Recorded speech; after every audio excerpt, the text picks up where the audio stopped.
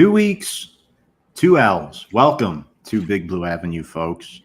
My name is Tom Scavetta, joined alongside my co-host, as always, Sam Cardona Norberg. Sam, looking sharp tonight. How are you doing? 0-2, it sucks, but there is a little bit of good to take away from this game.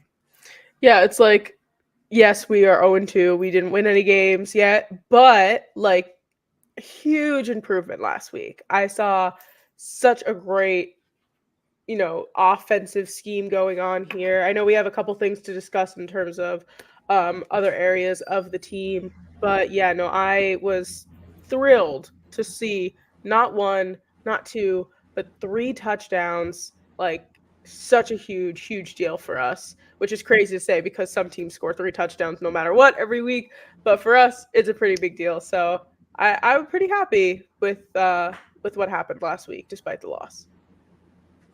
Absolutely. I think it was an interesting game, and I'm excited to talk about it. But, folks, first and foremost, if you're just joining us now, and if you like watching Sam and I every week, or if you're in for the first time, there's our social media below. You can follow us on social media, Instagram, Twitter, and YouTube. Looking forward to this week's show. Next week, we'll be having our second divisional game against the Dallas Cowboys, so that should be very interesting. This week, we're here to talk about the Cleveland Browns, and I'm very excited to talk about this one. But first, without further ado, Sam, let's get to our Week 2 takeaways. And I'll be honest with you, losing to the Commanders stinks, but in the way that we did, I think makes it suck even more, right? I mean, not having a kicker ultimately cost us the game. And looking back at it, having only 52 players on the roster, I think puts a thorn in our side even more. And I think it makes a fair question, like, is this one on Brian Daboll, knowing Gano had a pre-existing injury going into Week 2? What do you think? Yeah, it's kind of complicated, not really sure what goes on behind closed doors here. But at the end of the day, no matter who's making what calls, like, if you're the coach, you're kind of to blame. It's not like, I'm saying that Brian Daboll is the sole reason for everything that's going on in our team, but just in a leadership position, you take responsibility for that. That's just kind of the bottom line. But overall, I don't know. There's so many different factors that are going on with this, and that you were mentioning to me earlier before we went live. Like, I'm just like, I don't even know how this got all convoluted, but at the end of the day, our kicker was injured and we didn't have a kicker. It's like, where's the disconnect there? I don't understand why we can't just pull someone up from the practice squad.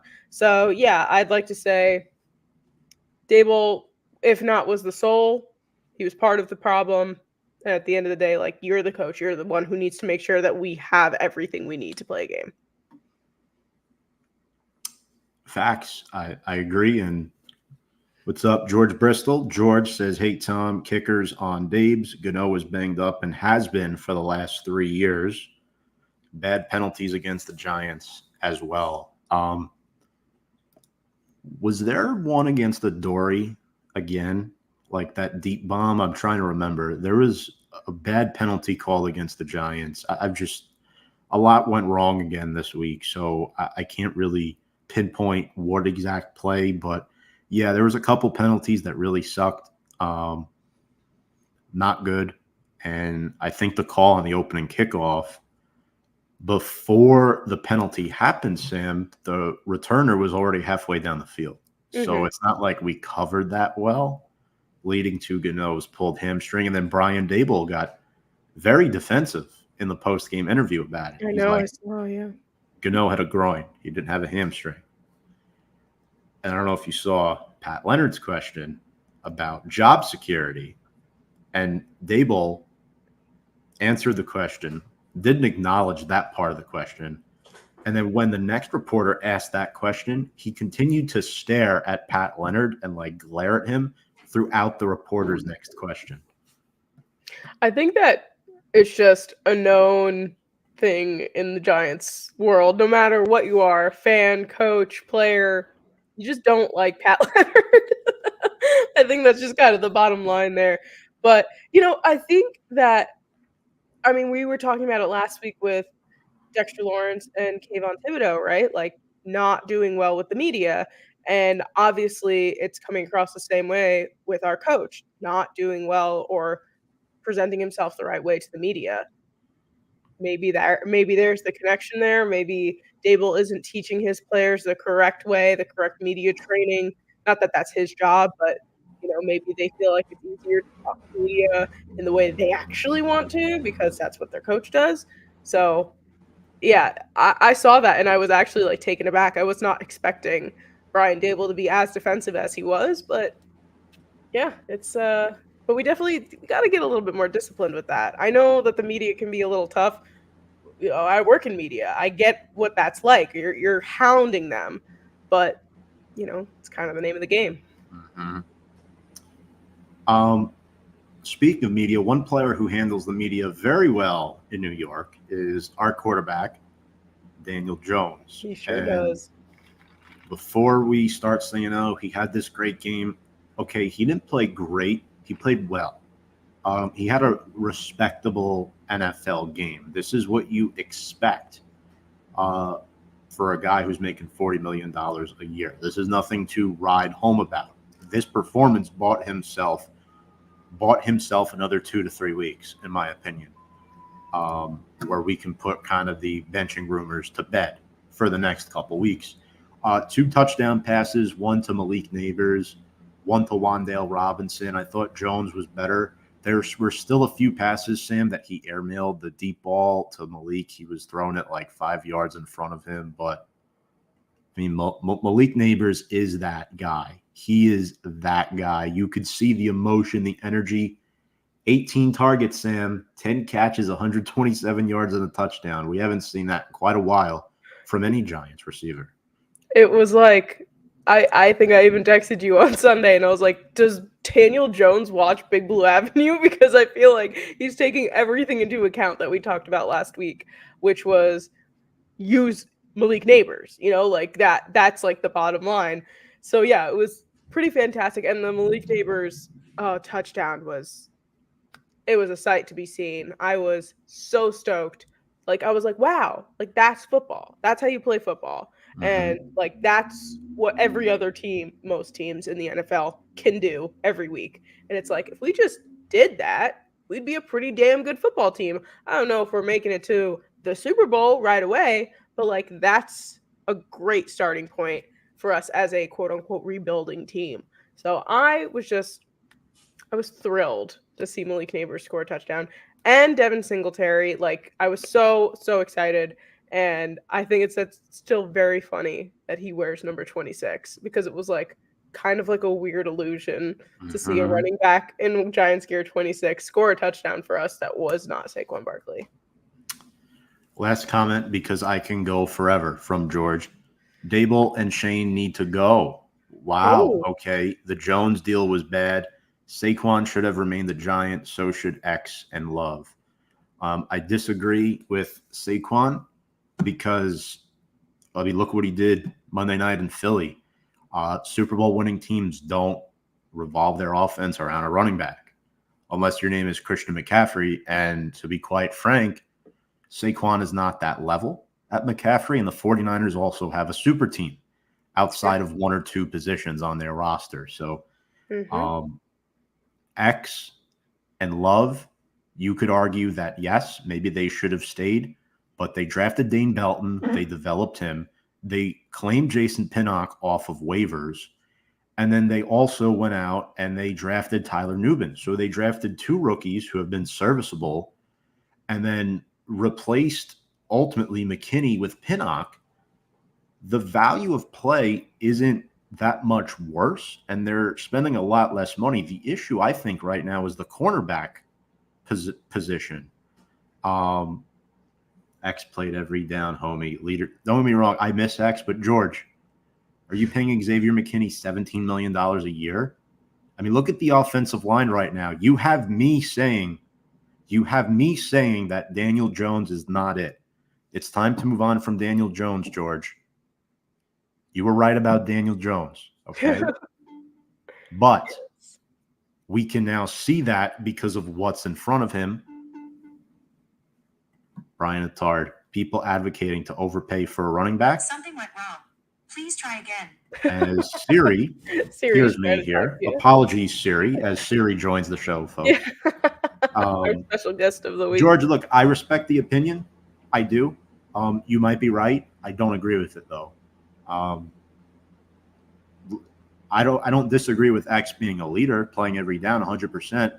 I would have much rather keep X with Barkley. Sam, I think you could agree. We were much more upset about McKinney going. Yeah. Or I don't want to speak on behalf of you. You tell me. Who are you more upset about ultimately? I think McKinney hurt the team more. Than Saquon? Mm-hmm. I think maybe technically, yes. In terms of emotion, Saquon for sure. But you might be right in just the fact that just like statistically on the team, you know, losing X was a little bit more than Saquon because except for that really, really great year like 2 years ago, we really weren't getting a lot from Saquon. Not that it was his fault, but entirely. But you know what I mean. Let's get into Singletary stats from last week. And by the way, Brian, we hope to see you next Wednesday night for Big Blue Avenue, Giants Cowboys Week 4. Hope to have you on with us. Okay, so Singletary, let's take a look at this.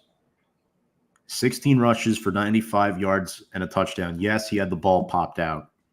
But Sam, he leads all running backs in the NFL through 2 weeks with 10 forced missed tackles. And Singletary is a bruiser. He's going to run north and south. He is a veteran. He is cheap. He's not going to cost you a lot of money. And the game has changed. The game has changed. I mean, the Giants are not in a position. They were 6-11 last year. Daboll's trying to keep his job. Okay, overpaying for Daniel Jones, sure, but you can't just let him walk after what he did in 2022. You can't. You want a playoff game with him. It made sense to pay him not that much money. At that time, though, in 2022, most Giants fans were on board with keeping Daniel Jones. I'd say over 50%. I agree. Yeah. The Devin Singletary is probably one of the best moves we could have made this past offseason after obviously getting rid of Saquon Barkley. I do love the way that Singletary moves. I love the way that he just does what he needs to do. And I think that was something I talked about last week with, kind of like nickel and diming on the offense. We don't need to make outstanding plays every single play. Sometimes we just need to get a first down. And Devin Singletary is someone who can do that. I know on Sunday when we were discussing who our player of the week was going to be, I did mention Devin Singletary, and the reason why he's not our player of the week this week is because of the huge fumble that happened in that game. But if that didn't happen, I mean, phenomenal game from him. I was so happy with it. And you're right. Budget-wise, money-wise, kind of was a no-brainer, and I'm happy that we're having a run game that we've been needing for a while now in a way that isn't paying a god-awful amount of money. I completely agree with you, Sam, and here comes the business angle of this all. Oh, boy. The playoff wins set the franchise back 5 years. They had no choice but to pay DJ and Saquon after that. Can't sell a base on wholesale changes after that, even though it really was the best thing for them. Brutal spot to be in because your hands were tied. I mean, Daboll and Shane would have looked really bad if they let Jones and Saquon both go after 2022. Yeah, no way. People would have been up in arms if that happened. I love this conversation. I mean, I wasn't planning on having this conversation tonight, but I love that this is happening because, I mean, you look at the running backs that have won the Super Bowl, that have been on Super Bowl winning teams the last several years. I think, if I'm correct, since 2008, the highest paying running back made like less than $3 million a year, starting running back. Mm-hmm. Wow. Something to think about. Something to think That's about. And I feel bad, though, for running backs because running backs, it's not an easy position to play.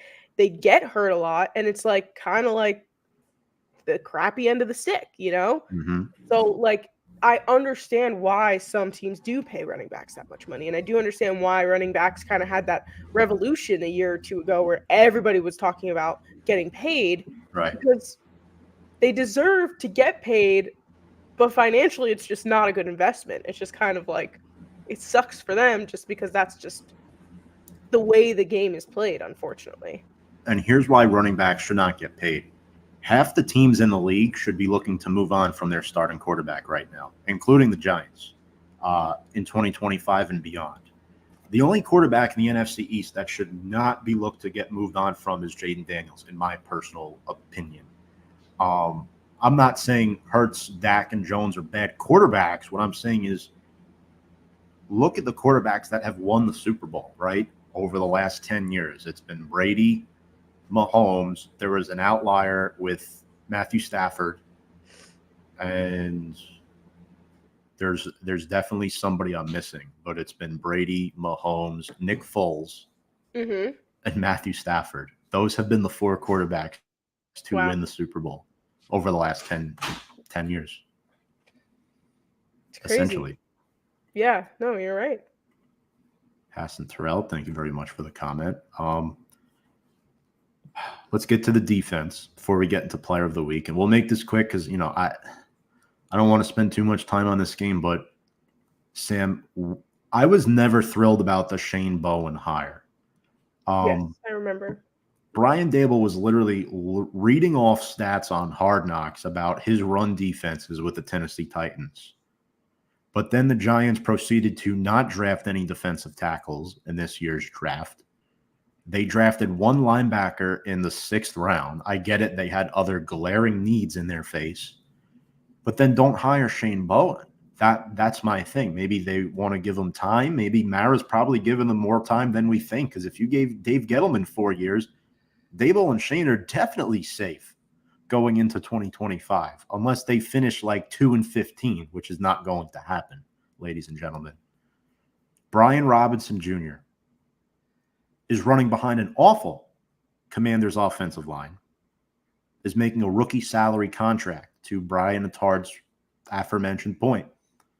17 rushes for 133 yards, averaging barely less than 8 yards per carry. That took so much pressure, Sam, off of Jaden Daniels. And I'm going to be honest with you. Daniel Jones outplayed Jaden Daniels. Jaden Daniels did not look great in this game. But he looked confident because Robinson was running the football very well. And the difference here, too, is Jaden Daniels is playing behind an awful offensive line in Washington. Andrew Wiley, the left tackle I can't even name. I think it's Brandon Coleman. Tyler Baidaz, they signed from Dallas, overpriced free agent. Sam Cosmi got hurt. Hell, I'll tell you, Marty Joins messaged me back because he was getting his phone repaired last week, which is why he couldn't hop on the show. And I was very happy we got Smalls on.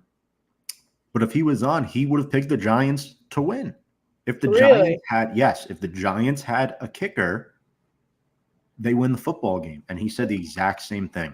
Yeah. He said the exact same thing. The Giants couldn't stop the run. They made it very easy for Washington. They were 7 for 14 on 3rd down. And all in all, I mean, these stats don't make sense, right? The defense had 5 sacks, but it doesn't matter. They couldn't stop the run. Every time they went back to pass, it was very minimal usage. Jaden Daniels threw the ball 29 times, sure. But everything was short in front of him because every time they went deep, he was getting sacked. He got sacked 5 times. He couldn't get the ball down deep to Terry McLaurin. 6 catches for 22 yards. Everything, Sam, if you remember, was going short. De'Ami Brown, Austin Eckler had a few catches. Zach Ertz. Nothing was going deep down the field to Terry McLaurin. It was all the running game that set up their success. And that's my biggest takeaway from week 2, Sam, other than Malik Nabers' breakout performance and Dable costing us the game. The run defense is atrocious, and it has to get better. To go back to the defense for a quick second, talking about Shane Bowen's defense, I I don't know if this is just me, and correct me if you feel a different way. Last year's defense impressed me more than what I've seen so far this season. Would you agree with that? Through 2 games, yes. I think it's a little unfair to, and I'm agreeing with your point while saying this, Sam. Sure.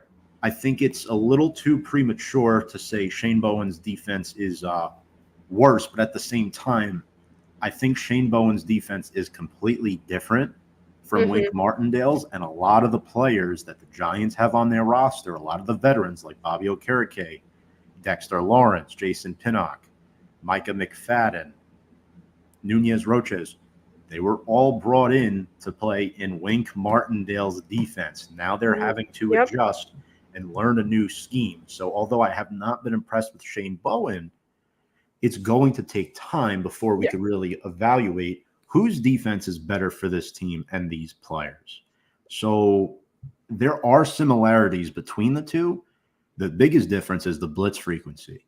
Wink loved to blitz. Yeah, the Giants blitzed more than any other team last year. It was a blitzkrieg, and they couldn't get to the quarterback. Outside of Kayvon Thibodeau, they couldn't get to the quarterback. This year, they're relying on the 4-man rush, and they're not getting there, Sam. Brian Burns and Kayvon Thibodeau look to be non-factors the first 2 weeks. Burns did have a sack that was called back. I think that was the one penalty maybe George was trying to, lean into before earlier in the show, but they can't get there at all. And it's a shame. It's a shame because the defense was carrying last year when the offense stunk. And I mean, yeah, that's kind of those. Again, I know that it's not fair to talk about a team that's only played 2 games so far this season, but you kind of took the words out of my mouth before when I was thinking, yeah, the players that were in the defense came in because this was the scheme that they were running with the defense and Wink. And I mean, the defense was, like you said, was carrying us last year. And this year, I'm just not feeling that same strength. Of course, it's only been 2 weeks, and we have to see more as the season progresses. But, man, I don't even know if I've heard Kayvon's name. I feel like I don't even hear them mentioning him at all, which is crazy because he was our first-round draft pick just a couple of years ago now. So it's why is he not just absolutely demolishing everyone on this team, or on the opposing team, I should say. And Washington's tackles are not good at all. They're not that great of a football team. Ahmed, thank you for the comment. This is a mouthful. I'm going to break this down into pieces here.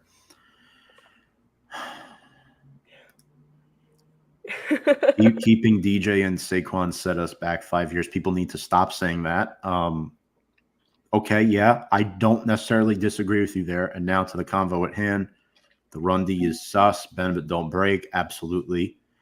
Flott, not 100% inconsistent. He's been a disappointment.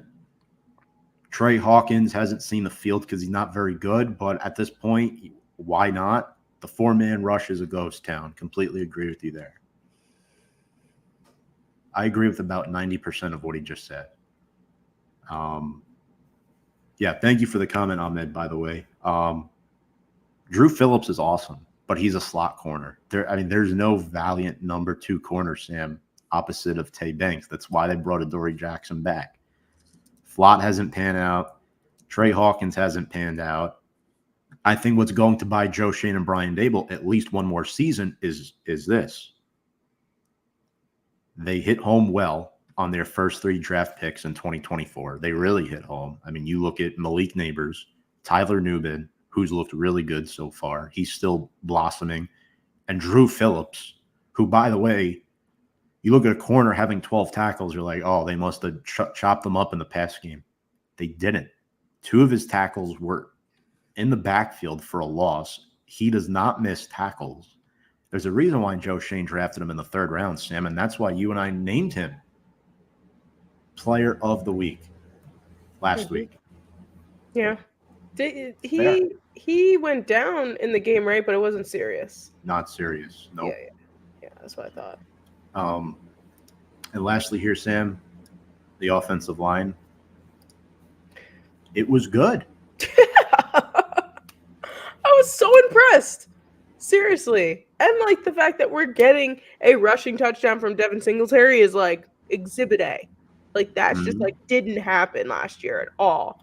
I'm very, very happy with the offensive line so far. They're doing their job as, you know, of course there's always room for improvement, but they're getting the job done as they need to.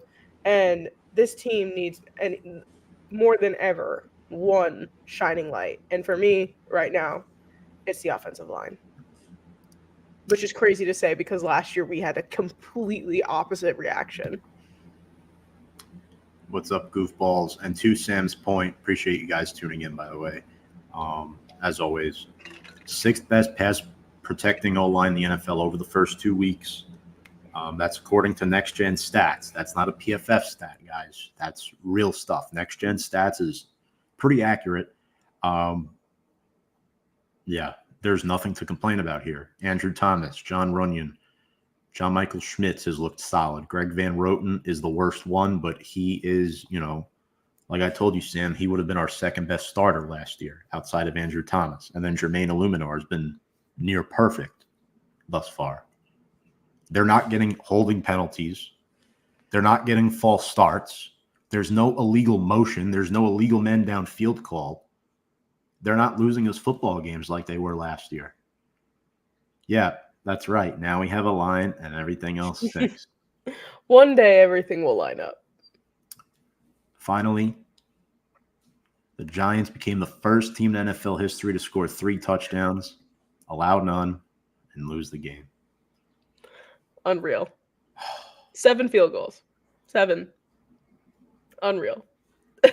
But like, it's funny and like I was talking to other Giants fans and stuff, and they're like, if you're gonna lose, this is the way to lose. Like you don't want to lose, but like we had a good game. And that was kind of like what we were expecting this whole time, like we just want them to play a good game. I was shocked that we didn't win this game.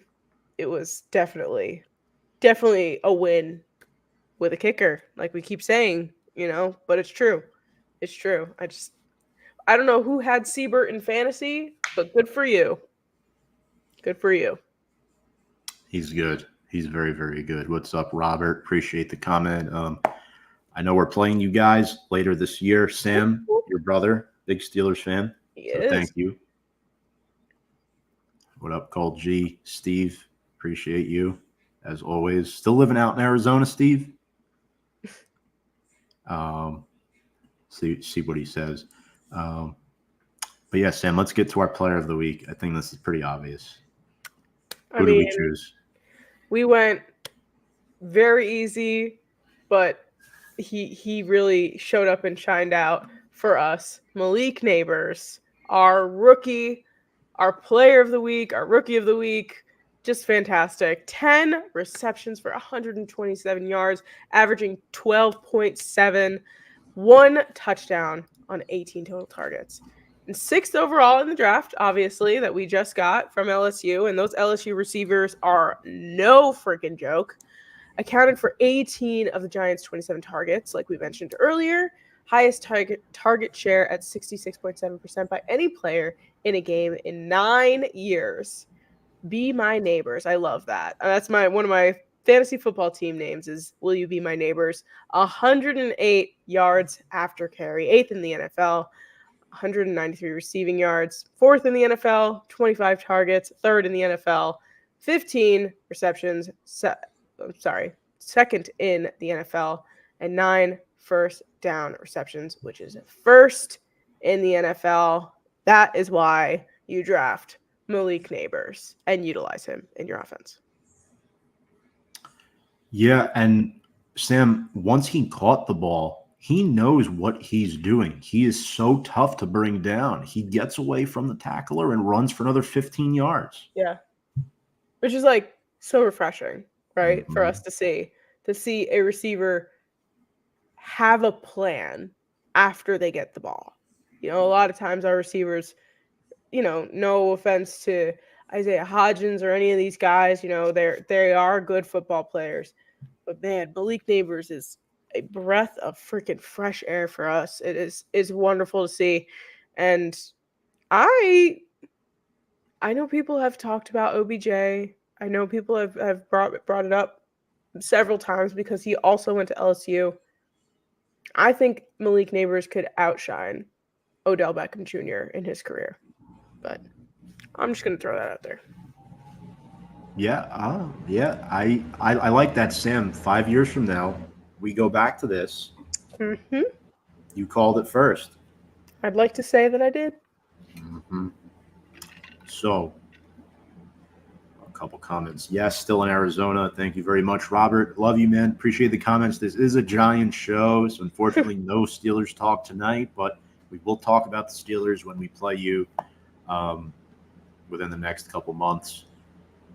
All right, so what do the Giants do? They poach a kicker off a good practice squad. Greg Joseph from the Detroit Lions. For those of you folks who don't remember, Greg Joseph was the Vikings kicker against us in the 2022 playoff game. He's kicked for them the last 3 seasons, did not play during the COVID year in 2020. Also spent some time with the Browns and the Titans. And Sam, he holds the NFL record for 5 game-winning kicks in a single season with the Minnesota Vikings. And to be quite honest with you, all of those close games we were winning in 2022, the Vikings were winning them as well. They won 13 games in 22, and a lot of them are because of Greg Joseph. So there's some stuff to take away here from this. By the way, 30-year-old born in South Africa. Very interesting. Oh, interesting. I did not know that. But I mean, definitely a great guy to have on our team here and to come in for Gano, because if you think about it, a lot of our games usually come down pretty close and comes down to a field goal. So to have somebody like that reliable enough to make sure that if we have a game-winning field goal to kick, this is the guy that's in there, I feel pretty confident about it. Absolutely, and also he's very good with his touchback percentage. Graham Gano heads to IR. He'll miss the next 4 weeks. Second IR stint for Gano in the past 2 seasons. Kickers should not be getting hurt this much. At 37 years old, you start to wonder about Graham Gano and if his days in the NFL are numbered. Sadly, I don't say that with any pleasure. Yeah. Giants also claimed a Philadelphia Eagle who played in Brazil against the Packers. Patrick Johnson joins the Giants. And this move makes sense, Sam. Darius Muasau did not play last week. Carter Coughlin potentially out for the season with a torn pec.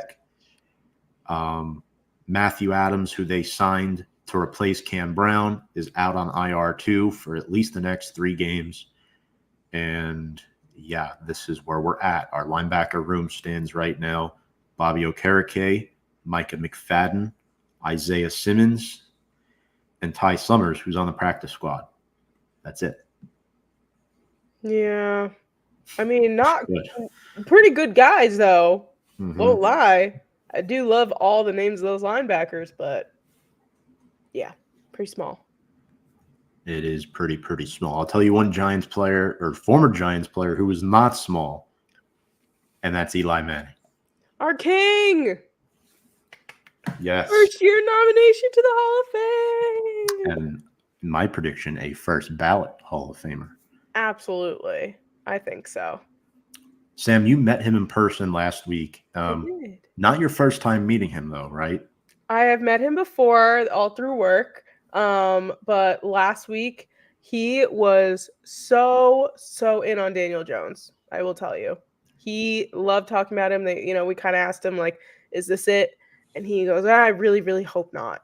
I really hope that Daniel Jones is going to be in blue for a while. I don't think that that's true. I'm sure that that's just Eli speaking from the heart there.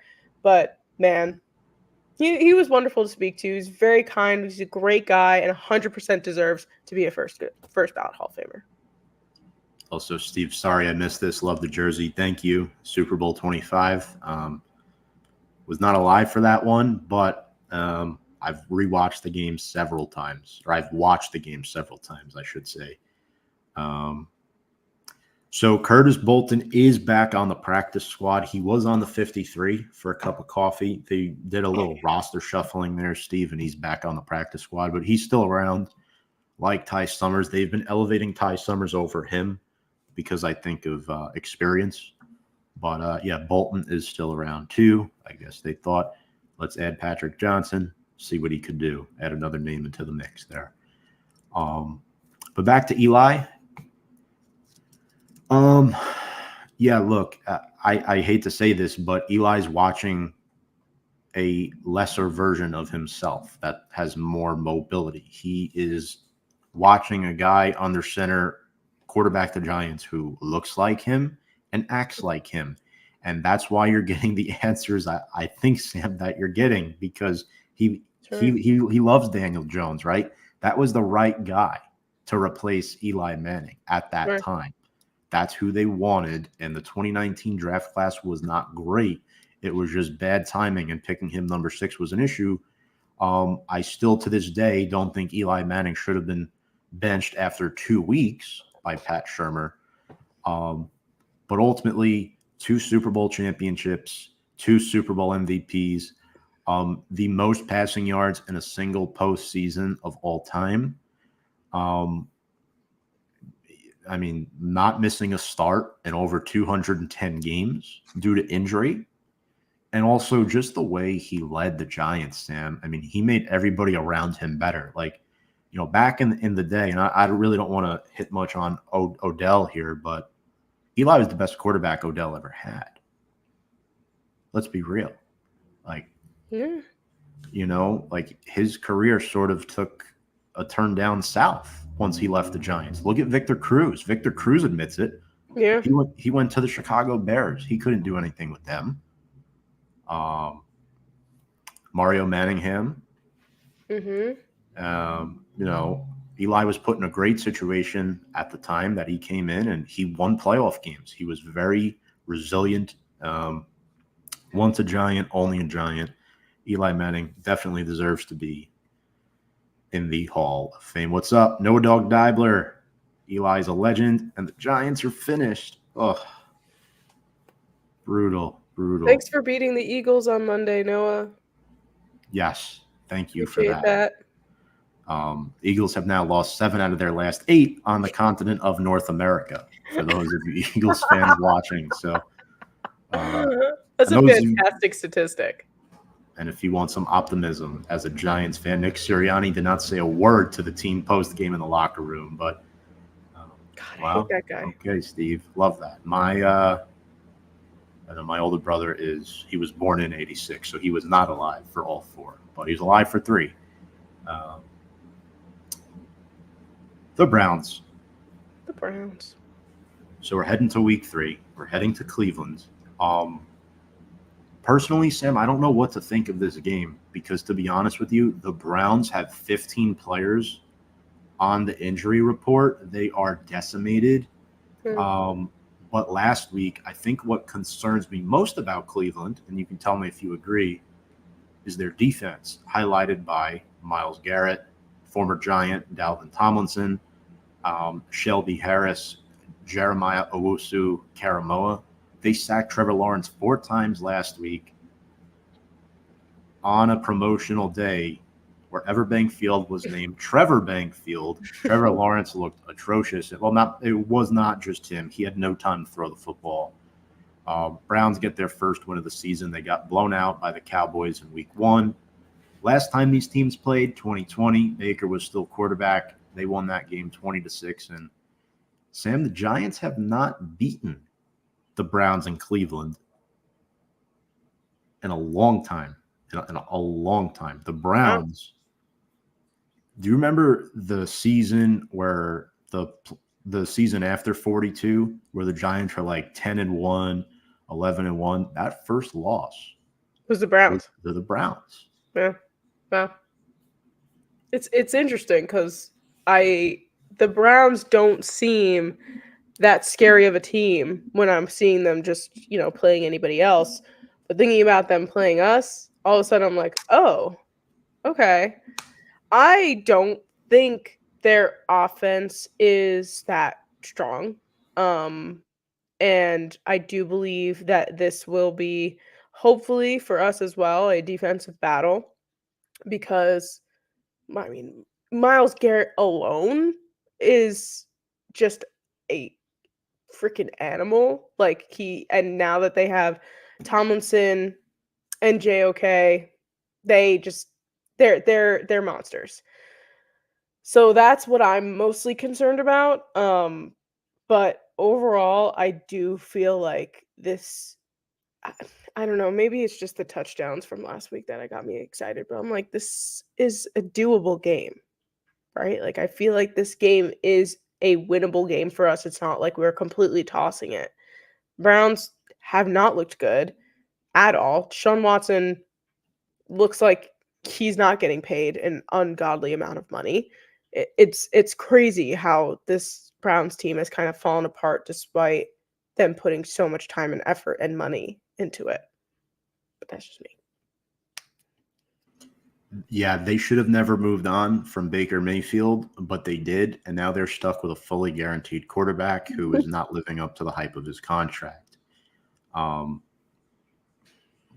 For me, Sam, the Browns are a team that relies on two things: their running game and their defense. And with their running game comes strong offensive line play. And we know the Browns over the years have had a phenomenal offensive line where you could throw almost anybody back in there at running back, whether it's Nick Chubb, who's still recovering from last season's injury, Jerome Ford, Kareem Hunt, who's now back on the Kansas City Chiefs, Pierre Strong. Those guys all run well, and it's because of the line they have up front, like center Ethan Pochich, guards Wyatt Teller and Joel Bitonio. In my opinion, the best guard combination in the NFL. And then the two tackles in Jedrick Wills and Jack Conklin, who are both hurt. Conklin trending towards playing. Wills, I'm not sure, but even their swing tackle, DeJuan Jones, would start on most NFL teams. So it's one of those things where Cleveland's identity on offense is running the football, and then their identity on defense is stopping the run and pressuring the quarterback. It's a winning formula. Stefanski's an old school coach, and the Browns have overachieved the last few years since he's been there. He doesn't need a good quarterback to win football games. And that was demonstrated last year. It was. And they want to play, or they made the playoffs with Joe Flacco. That was cinematic for real. I kind of loved watching Joe Flacco play football again. Yeah. Should have kept him. Should have kept him. So, Sam, let's talk about keys to the game here. We'll start with the Giants. Okay. Name one or two things. What needs to be done to beat this Cleveland team, old school team, run the football, smash mouth style? How do they beat them? Obviously, very different opponent from Washington in week 2. 100%. I think that, especially going off of everything that you were just saying about how the Browns do win football games. I mean, we just spoke earlier in the show about how impressed we were with this offensive line. Continue to be that good offensive line and make sure that Daniel Jones does not get beaten to a pulp every single play. Like that is a huge thing because you have Myles Garrett coming at you at 15 miles an hour. It's not something that we want to see going, especially with Daniel Jones, especially if even with a loss, Daniel Jones is feeling a little bit more confident in himself with the touchdowns that he got on the board last week and 0 interceptions. Let's keep that confidence up. Let's continue to be a good offensive line. And let's see an improvement in this defense. Let's shift. Let's figure out the best way to stop the run because at the end of the day, that is how they're going to put points on the board unless Deshaun Watson starts flinging it in the air to Amari Cooper or something, and I just don't see that happening. So on the ground, get that done, and just the offensive line just needs to keep doing what they have been doing. I think here's a fun stat you'll want to hear. Amari Cooper has been targeted 17 times throughout the first 2 games. Oh, boy. 17 times. He Yeah. has 5 catches for 27 yards. Oh, I didn't know it was that bad. I Mhm. knew that it really was not, they weren't really clicking as much as Amari has with some of these past quarterbacks. Because Amari Cooper is a very good wide receiver and is very reliable. And Deshaun Watson just does not seem to be able to get the ball in his hands for whatever reason. I don't think it's Amari's fault at all. I think that it's all Deshaun Watson. Yeah, if this play continues, I mean, there's got to be a chance you see Jameis Winston in this game. At this point, I think everyone would rather watch James Winston. Yeah, I completely agree with you. And I'm not the biggest Winston guy, but I I love mean, James Winston. he hasn't really gotten a starting opportunity since 2021, the year after Drew Brees With retired. the Saints, right? Yep. Mm-hmm. So yeah, I don't think Winston's a bad quarterback. He's a very good backup, in my I opinion. agree. But for me, my keys to the game, get the ball to Malik Nabers, please. Just constantly target him. He loves the targets. He's very hard on himself. He's going to look to get some payback after last weekend. Denzel Ward, who on paper is a very, very good press man corner, Sam, he has not looked good over the past 2 seasons. His numbers have been a little bit deflated. I think Malik Nabers could really exploit him in this department. I'm also thinking a potentially big game from Darius Slayton because he's going up against Greg Newsome. Greg Newsome is a guy who's been battling injury since entering the NFL. He's on a contract year. And every time, I mean, I knew Daniel Jones was going to play well last week and get his receivers the ball. Every time we're almost ready to move on from Daniel Jones, and either he gets benched or he gets moved on from, he reels you back in Mm-hmm. like a fish. And it's so difficult to want to move on from him. And trust me, I still do want to move on from Daniel Jones. But Okay. I think he's going to play well again. I do. I think he's going to play a good game. And he looked more confident last week against Washington. And, part of it was him. Part of it was Carmen Brasillo. Jones has only gotten sacked 6 times. And I think getting the ball to Malik Nabers is important. And the new scheme in front of him, the offensive line, allows him time to get Malik Nabers the football. And if you're a one-read quarterback, which sometimes I hate to admit it, Jones is, Malik Nabers is that first read. Mm-hmm. And if you throw it near him, He's gonna get it. mm-hmm, 9 times out of 10. mm-hmm. Yeah. And then for me, it's, pressuring Deshaun Watson. Giants defense had 5 sacks last week, and none of them came from Burns or Thibodeau. Right now, here's the Browns injury report as of today. So DeJuan Jones, swing tackle, did not practice with a knee. Jedrick Wills limited with a knee. Jack Conklin full also with a knee. So Conklin will likely play. Wills is questionable. DeJuan Jones, I don't know. It's already Wednesday and he hasn't practiced yet, so he has to get at least 1 or 2 limited sessions in there, potentially starting with tomorrow. That's not looking too good. So Kayvon Thibodeau and Brian Burns on paper will have a much difficult matchup. These are better tackles than what Washington presented, but they're banged up at the same time. So you want to get pressure on Watson and make him confused. Dexter Lawrence against Ethan Pocic should be a phenomenal matchup on the interior. And yeah, overall, I think getting pressure will help you win that turnover battle, Sam, that ever so important turnover battle. And when you're looking at things, you get pressure. I think you win this football game because the Browns have not forced a turnover yet this season. Mm-hmm. So all in all, I think if the Giants do that, they have a real chance to win. As we will move on to our next segment, players to watch. And Sam, I'll start with you here. I guess you can call this, what is it, the Dalvin Tomlinson revenge game? Yeah, sure. Is he on your list here, potentially? Yeah. I would say I feel like I'm incorporating a lot of what we talked about earlier with my keys to the game and my players to watch. Dalvin Tomlinson and Myles Garrett are 2 guys that I am 100% keeping my eye on because like this is not an easy feat.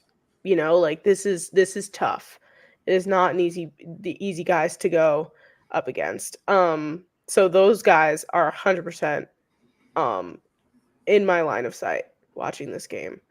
I'm also going to toss in Amari Cooper, like we were talking about earlier. I know that we just mentioned that he's only has 5 catches on 17 attempts, but knowing the Giants' defense, Amari Cooper could have this game pop off.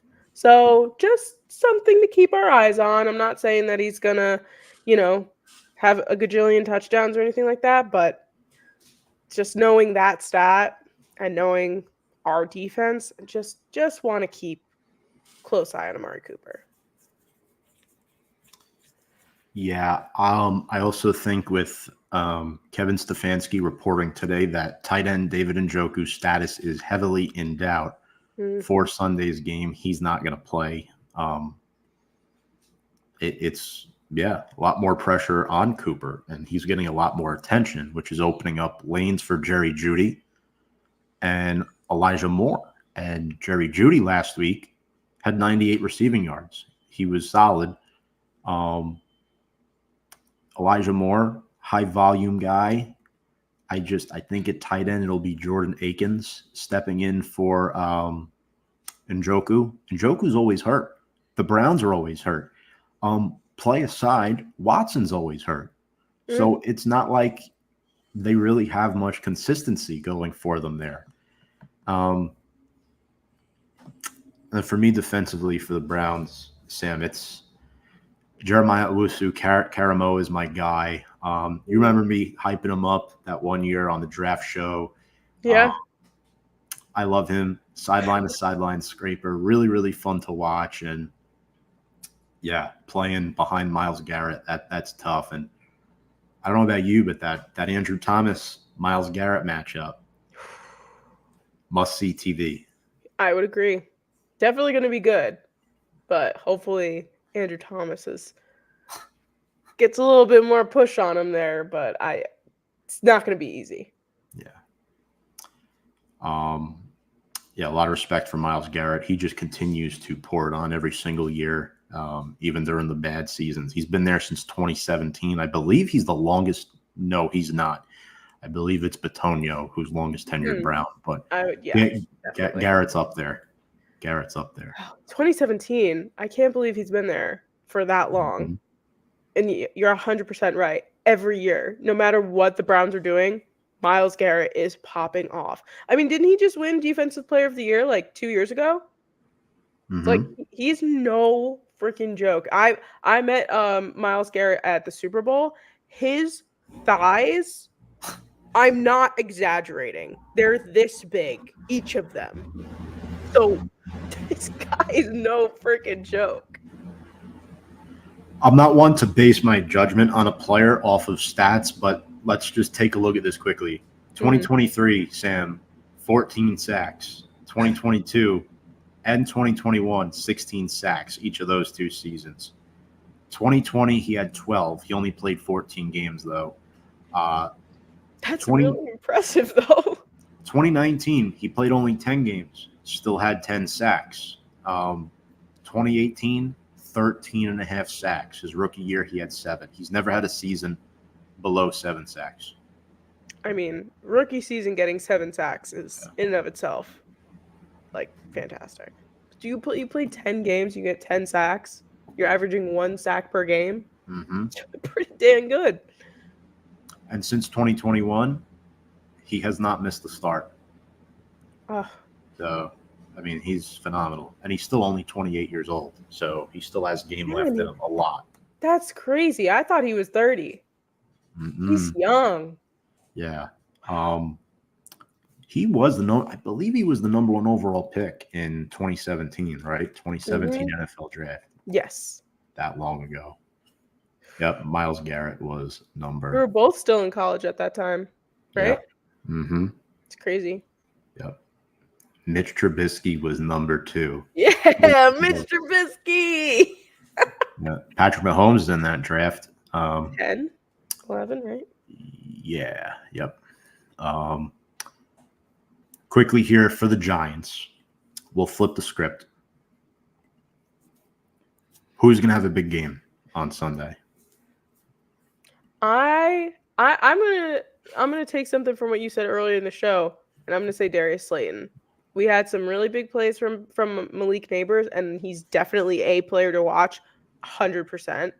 But just to get a little bit more of a deep cut in there, like Darius Slayton, technically our veteran wide receiver, right? Like he's the guy who's been around for quite some time now. I think that he deserves a bit more love, and if they're going to be all over Malik Nabers after seeing what he was doing last week, and like you said, going up against Greg Newsome, get the ball Slayton. Why not? You know? And I'm going to say Devin Singletary too, because I'd love to see him get another touchdown next week. I love him too. He's so good. I mean, you never really have to worry about him not playing well because his floor is very, very high. Yeah. So again, he's not a burner. I mean, he's quick, but he's not Saquon. He's not going to run 70 yards down the field. Motor, as they call him. Yeah.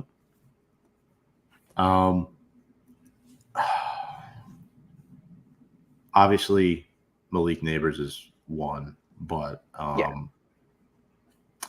mean, based off matchups, we talked about Andrew Thomas. A player that I think is going to have a really good game this week. I think Bobby Okereke is going to play very well, like he does every week. I think the fact that Watson looks lost out there, Okereke is going to be spying him the whole game, and it's going to be a problem. I think the biggest factor to the Giants getting their run stopping back on track is the interior defensive line winning their matchups against the Browns, which is not easy to do.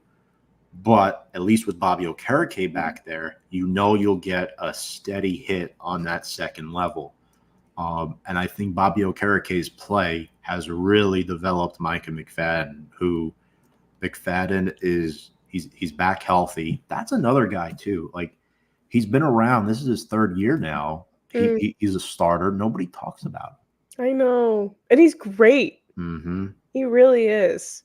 It's And like he does so well that it's almost like you don't need to talk about him because he's doing his job. He's like a good student, you know, like nobody pays attention to the good student because they know they're going to do their job. That's Micah McFadden. And he's playing next to Okereke, and they play the same position, so that's also part of it too. And Isaiah Simmons. Yes. But yeah, both of those linebackers are going to have a good game. I'm going to throw one curveball in here. Rookie tight end Theo Johnson out of Penn State. I think he has a good game. I like that.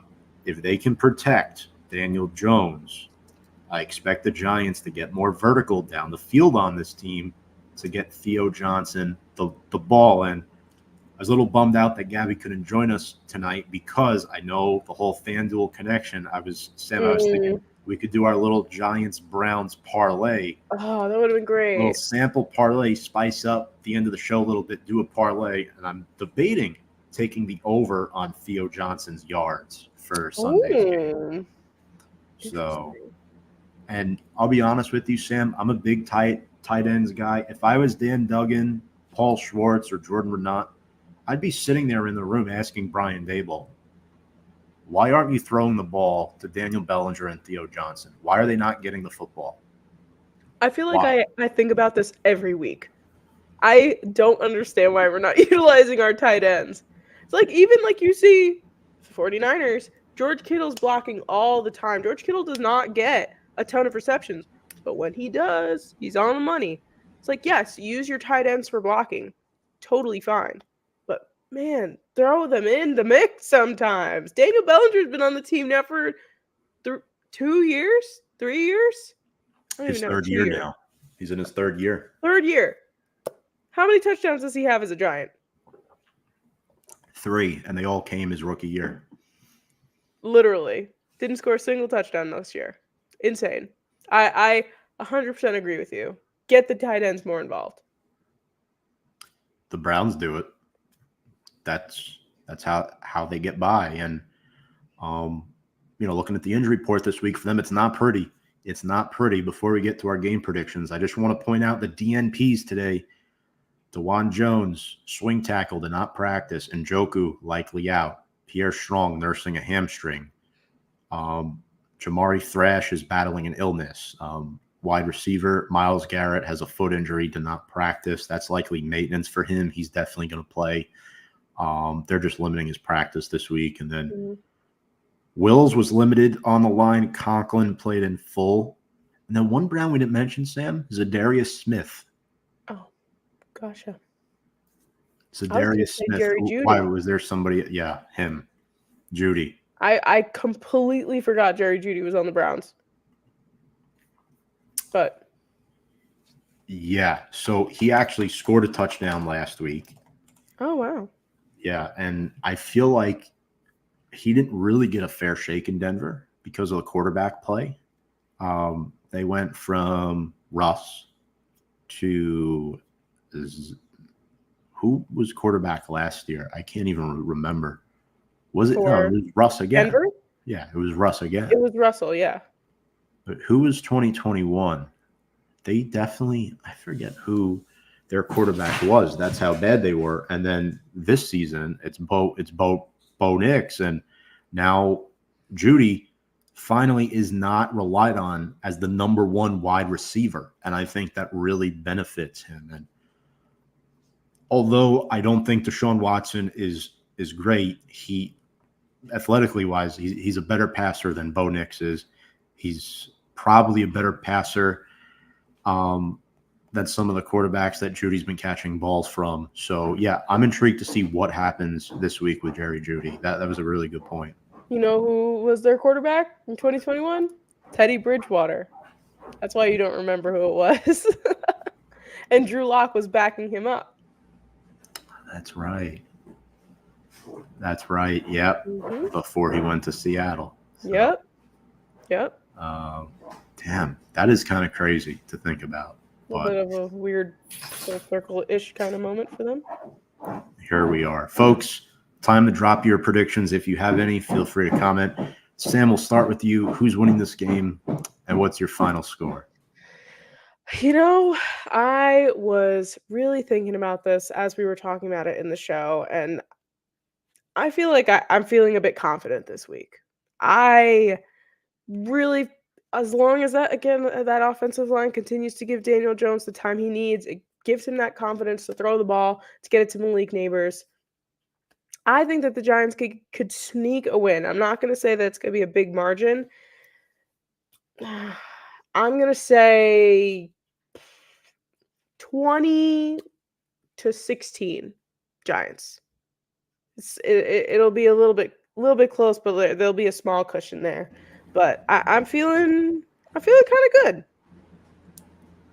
So you only have the Browns scoring one touchdown, is that correct? I said 16.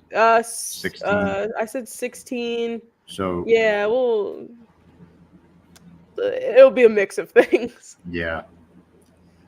So, and I asked that because, like you, I also have the Browns scoring 16 points, but I only have the Giants scoring 14. Fair. I'm literally like, Sam, I'm 55-45 on this game right now. And I think what concerns me the most is that historically the Giants don't play well in Cleveland, right? Fair. And I'm just looking to see what they did to Trevor Lawrence last week. Now, okay, Trevor Lawrence on a bad day is still better than Daniel Jones, in my personal opinion. However, his line is atrocious. Daniel Jones's line is much better. So that could be the reason why, the Giants could possibly sneak this one out and the Jaguars couldn't. But yeah, we'll have to see what happens. And Troy, to answer the question, I don't know. That's a big problem. It's a big problem. Washington had 37 minutes of ball control last week. Giants had the ball for under 23 minutes. No, they couldn't win. They couldn't win. That's why, they give up only field goals, but Washington was holding the ball and they scored on literally every possession. So yeah, 16-14. Cleveland, Giants dropped to 0-3. However, next week's prediction, depending on what happens with Dallas, might be a little surprising for some people back at home. This could be one of those seasons where they get off to an atrocious start, and then the Giants start winning games they're not supposed to win. So I think that could be how this season goes right now, personally, for me. But I would not be shocked if the Giants pulled this off at all. I think Cleveland is not as good as what people are saying. Mhm. And I actually think the Giants are closer on level to the Browns than, let's say, the Browns are on level to, I don't know, a team like the Steelers, right? I think the Giants could probably sneak this one out. If the Giants played Pittsburgh right now, I would say Pittsburgh definitely wins by 1, possibly even 2 possessions. Cleveland, I can't say the same thing. So that is my prediction. I really don't want to go 0-3. I really don't, but I don't either. it's pain. I think that's what's projecting through me right now. It's like 1 and 2, 1 and 2, 1 and 2. I'm just trying to push it into the universe. And Dable is not a horrible coach. He's just a hothead. That's what it is. He's very emotional. And he's strict. You could tell. Like he's not Joe Judge strict, but he's strict. I really hope they win this week so we don't have to hear idiots like Pat Leonard again saying that he should be on the hot seat. So, but Sam, I want to thank you for joining me tonight. This has been a lot of fun. Everyone in the comments section, you have been great. Sam, any final parting words here for the Giants fans watching before we head into Sunday? I would say we're just keeping our heads as high as possible. It wasn't a bad game last week. We could get through that again. Just gotta pivot, and let's go in with a little bit more excitement into this upcoming week as opposed to last week. Perfectly said. I couldn't agree more. Giants are going to continue to improve week by week. This is not the Carolina Panthers, guys. Let's. Thank God. They are not that level bad. I'm telling you. They're not that bad. Telling you. But, folks, if you like what you watched tonight here on Big Blue Avenue, there is our social media below, scrolling across our ticker. Links are also on the description of this video. YouTube, Instagram, and Twitter are the places to find us right now at Big Blue Avenue. On behalf of Sam Cardona Norberg, I am Tom Scavetta, wishing you all a good evening. Happy Sunday. Hopefully the Giants pull out a big dub heading into week 4 against Dallas. Without further ado, let's go Big Blue.